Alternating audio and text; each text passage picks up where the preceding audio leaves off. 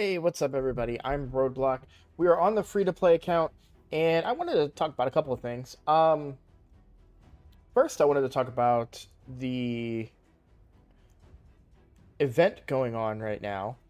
But before I get, well, I said first, but actually, before I get into that, I kind of want to talk about my opinion on Sacred Shards. I feel like I touched on this in a video recently, um, and it could be considered controversial, and I'm very worried to say it again because I'm worried that I won't articulate my point the way that I really want to. But um, I really feel like the value of sacred shards has changed quite a bit. Now, this is a free account, but on my main account, really the only shards that I was buying for a while were sacred shards. I do buy the monthly pack on my main account, but I don't. I buy that usually just for the. I mean, it's a great pack, so I buy it for everything that comes with that pack, which means I do buy other shards technically, but any time that I've bought shards in the past, it's been for sacred shards because you get more bang for your buck, right? You've got the best chances of getting a legendary off those shards. So I've never really minded paying for them, but because the power levels have seemingly shifted so much into the um, mythical champions, and I mean, the power level was already in favor of void legendaries, but because it's skewed so much more with such dominant teams like Narcissus and Ancora, you've got uh, Terrace and Marishka. So the skewing of the power level to those champions has made me feel quite a bit differently about Sacred Shards. And quite frankly, I have a lot of legendaries. I have a lot of good legendaries on my main account. Even on the free to play, I have a lot of good legendaries. So that's why I was able to save so many sacreds for the summon rush that we just did during the fusion because I didn't really feel the need to pull during a two times event, despite the fact that it gives me the best odds at getting a legendary. Um, at the point in the game that I'm at right now, I almost have too many legendaries. I kind of don't really want any more right now. And that sounds crazy to say, and I don't mean it in that sense, but on the free to play account, I have so many legendaries that I want to level up right now, let alone book. I've been booking Yakarl. We finally got Armand's completely booked. And if you think about how long ago Armand's came out and understand that I only recently booked him to max, a few weeks ago? A little crazy. Um, I Wixwell needs to get booked out. I have Mithrala now that needs to get booked out. And then behind them come Razzlevarg, maybe Vanvis. We'll talk about that in another video, perhaps. Perhaps Herndig, who I think I'm sleeping on. We could get good burns out of Ignatius if we needed them. We do have books into Newt, thankfully, too. But yeah, it just feels like if I was to get a mid-level legendary, let's just pick a random faction. Okay, undead. If I was to get like, you know, like I think Blood Gorge is really good for PvP. I like the preventing revival, but I don't know that I would build him. Even Bad L, who I think is a great champion, is kind of fallen off a little bit, and I don't know that I would be in a rush to necessarily level or build a Bad L, for example. And obviously, I'm not including Void Legendaries. Void Legendaries, their power is great. There are a few exceptions, but for the most part, they are amazing. Like Nethril is great for Clan Boss. I had Nethril was one of the earliest legendaries I pulled on my main account, but if I was to get him on this account at the point that this account is at, he probably doesn't get touched until I start pushing hard faction wars. Same for maybe Mishald. Not that he's not good. It's just that for my account and the status of my account, because I hit it big so early, it's a little less intriguing. to uh, push for some of the legendaries that are out there right now. All of that being said, and the reason I'm saying that is to kind of let you guys know that I probably won't be pulling as many sacreds. I'll probably be saving them up. And in my opinion, I almost feel like it's worth it to not even pull during this 2x. You may not even have shards left. I only happen to have one that I got out of Clan Boss this morning. Man, boy, I should have screenshotted it. I got a legendary book and a sacred shard in the same reward from Clan Boss. I was super happy about that. But uh here's why I'm going to pull. And I wanted to lay that groundwork. I wanted to state that for you guys simply to say, hey, I recommend you guys saving your shards. Now, the flip side of that is we've been talking about power levels. I do think for the most part, there are some weaker ones, but for the most part, I want to call them Banner Lords, but we have a Banner Lords faction. But the faction champions, what are they called? I forget the official name for them. But the I think they call it in here the Unity Champions. Yeah, the faction Unity Champions. Okay, they're hard to get. They're not completely exclusive, but they kind of are. Like, you can really only get them during these special events. And their power level is quite interesting. Now, if we were to look at Dune Lord Gregor, who was probably my most wanted of the faction Unity champions. So a provoke on the A1, I kind of need that a little bit for Hydra, but it's not something that I'm super desperate for. But we do have a decrease the duration of enemy buffs and increases the duration of ally buffs. Well, hey, that's really good with Wixwell right now. Also places a shield buff on all allies for 2 turns, equal to 20% of this champion's max HP. That's not so good. And I say that because you don't really want another shield champion with Wixwell, I don't believe. So the fact that it's tied to the increased duration could be a potential problem. Because I think, now again, this is coming from my I think it was a clan member or a member in my community that said they did a team that used a different shielder and it broke.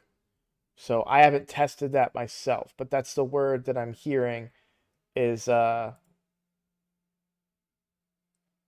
a second shield champion was overriding Wixwell's shield and taking the fully extended shield away. So, but that doesn't make sense because don't you want Wixwell to keep? Doesn't he keep applying his shield? I don't know. That's a question for another time. I need to look into that. But regardless, let's go back and talk about Gregor. So that's the A2. The A3, we talked about everything on the A2. Yeah. A3, increase attack, increase accuracy on all allies. Not pretty. I mean, that's pretty good. And then this is where it starts getting interesting. So with one faction ally, decreases the cooldown of all ally skills except this champion's by 1 turn. So on a 4-turn cooldown, he can decrease the cooldown of Armand's, which if I had Armand, a way to decrease Armand's cooldown, that one faction wars room that I was struggling with, I no longer struggle with. Then, with 2 faction allies, also gives 20% turn meter. And with 3 faction allies, activates an instant turn effect on the ally with the highest crit damage, except this champion. That's going to give an instant turn to my heaviest hitter,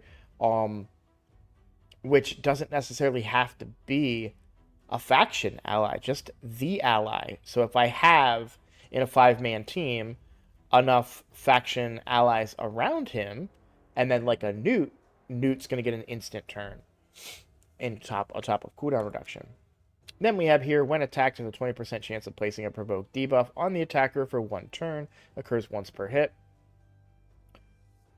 With one ally, allies deal 25% more damage to enemies under stun, sleep, fear, etc. debuffs. If there are multiple champions on the team with the skill that's only active once. But that means we're going to do 25% more to champions that are stunned by Armanz, who would be a big stun champion in this faction. With 2 allies, you ignore their resistance when applying those debuffs, which is huge. And then, when counterattacking, instant effects and debuffs placed by ally skills cannot be resisted or blocked. So, really good champion, especially for my account, because the faction in which I have the most legendaries to work with Gregor is Barbarians. I also have the most 6 stars in Barbarians because I have Soul Bond leveled up as well. So a team of Gregor and Syl, Armanz, Yukari, and Soul Bond could be quite interesting. To be honest, I don't really think I need this. The Soul Bond would be replaceable in that team, in fact. And Syl would certainly be one to bring in that.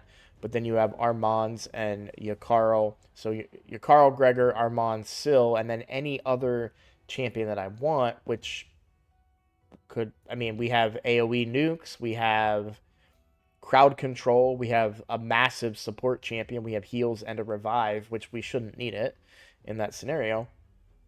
And then I could just bring any other extra DPS or debuffer that I want to bring. So, really interesting. And if I really wanted to push things too, War Maiden could even come just to be my debuffer, my decreased defense champion, and not even Syl or something like that. So, really intrigued by this champion and what he can do for this particular... for my account because of this particular faction. If we look at others like High Elves, yes, I have Arbiter. I don't know that Fina is really going to profit from this faction, as I don't have as deep of a roster to surround her. Who's the other one? Aislinn. If I can find him in here. Now, we all know how good he is. I've talked about him in the past. I'm not going to go in depth on him. I do have Rathalos to pair with him. I do have Ursula as well. So that's... and then, you know, perhaps Archmage would be the other one. I don't know that I would really want to use Adeline as the addition, but I would be able to get some value out of him, potentially. So there is a possibility that I may go after Aislinn as well. And who is the other faction unity champion? I can look at the news.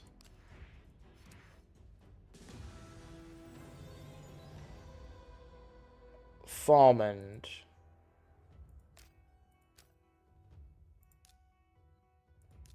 Oh. Is he Sacred Order? Yeah.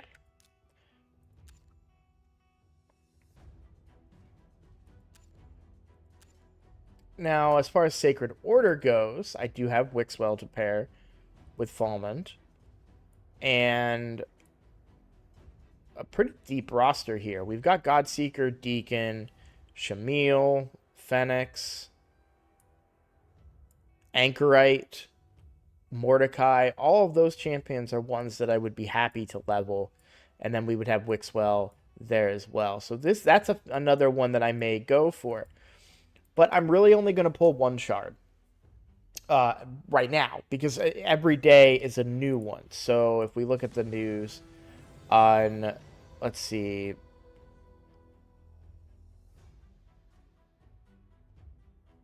okay, Thursday to Monday. Yeah, so Thursday is Dune Lord Gregor. Friday is Aislinn. Saturday is Fina. And then Sunday is Falmond. Now, I just happen to have a Sacred Shard to pull right now. It's the only way to get opportunity at them. I'm just going to pull it and see what we get. I'm not necessarily, there's no mercy tricks here. There's nothing, in that regard. I'm pretty low on mercy. I'm only 6 into my sacreds, but I already have an increased chance.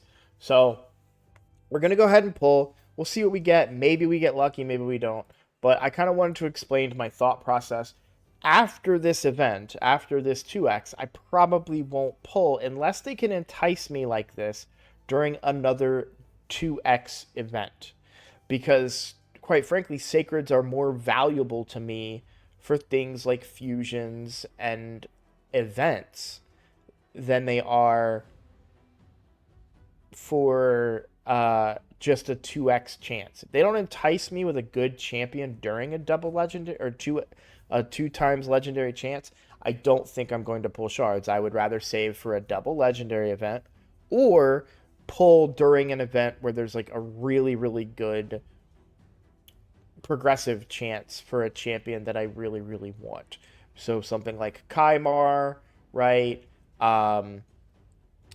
Elva, Pythion. I mean, that kind of level of champion, and Rhodos, that type of thing.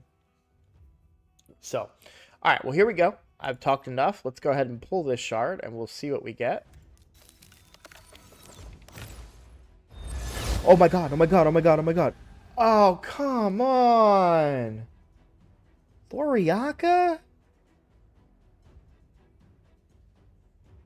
Bro.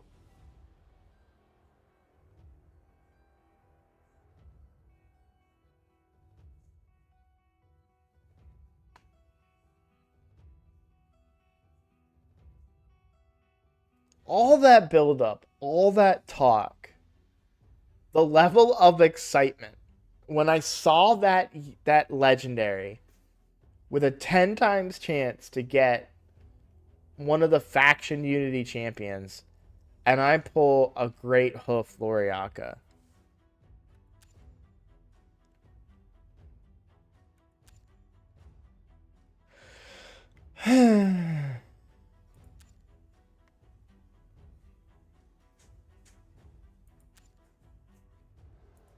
Yeah. Another legendary, I suppose. But not thrilled. All right, guys. Well, thanks for watching.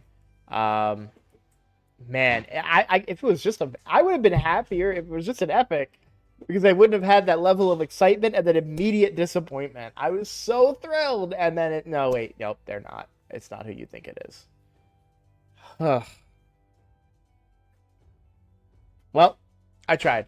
All right, guys. Thank you all for watching. If you like this video, if you like this content, please click that subscribe button. It is the best way to support me right now as a content creator. I am taking this seriously and trying to build this channel as best I can. So thank you for that support if you do decide to do that. And also feel free to comment, give me a like. Are you gonna pull for some of these faction unity champions? Let me know, because I am curious. I would love to know. And I will see you guys in the next video.